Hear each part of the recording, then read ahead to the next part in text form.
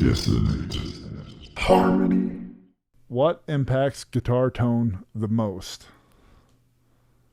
The player. Yeah, that's the simple answer. the fingers are on the fretboard. Yep. There's a lot of just the player that comes out no matter what instrument you put in front of them.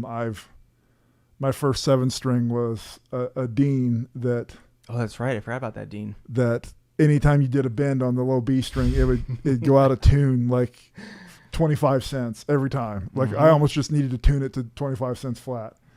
But you put that in the hands of somebody like you just to play, and it sounds like a completely different instrument. For sure. So, and it's like I can pick up a $1,200 PRS, and it sounds like garbage. Yeah. So a lot of it depends on the player.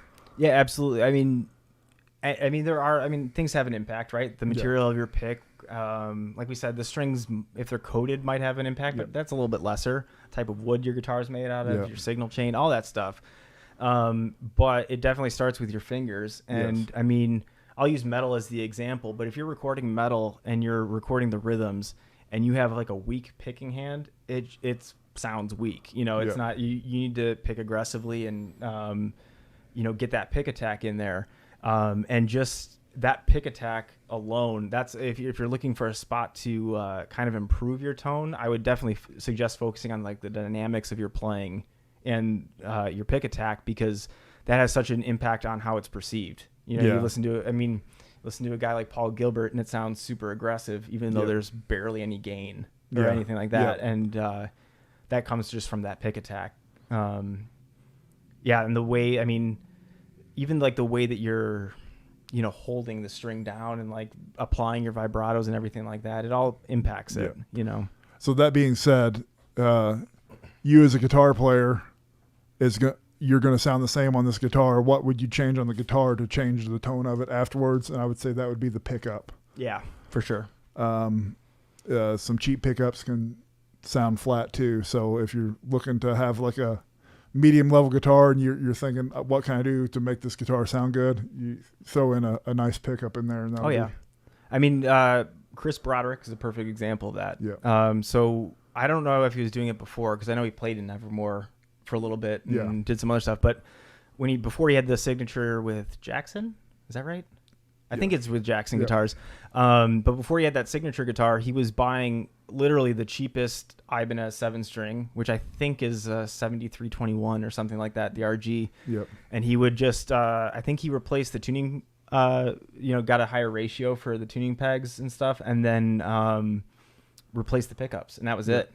So it's like a $300 guitar with whatever, $200 of upgrades, and then it worked great. And the tuning pegs aren't going to really change any tone so much as you're going to keep it in tune. Yeah.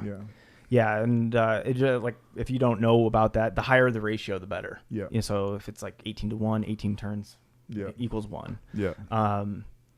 That's a good point too, because I guess one other thing too that I would also add that if you have a cheaper guitar, you might want to also look into replacing the nut. Because a lot of them have like this kind of plasticky material. I don't know what it's made out of, but if you can get something like, there's graphite, there's bone, there is brass. I think that's a little obnoxious for me, but it might suit your style or whatever.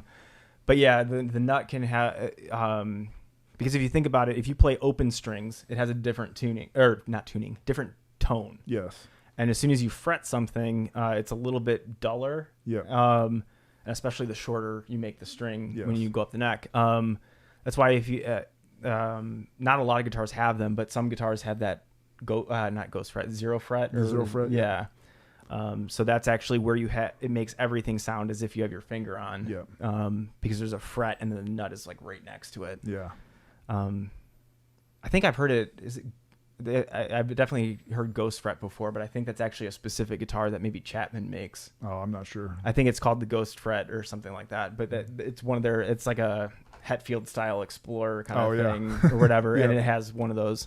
But yeah, definitely start with your technique and yourself. That's for sure. Dissonant Harmony.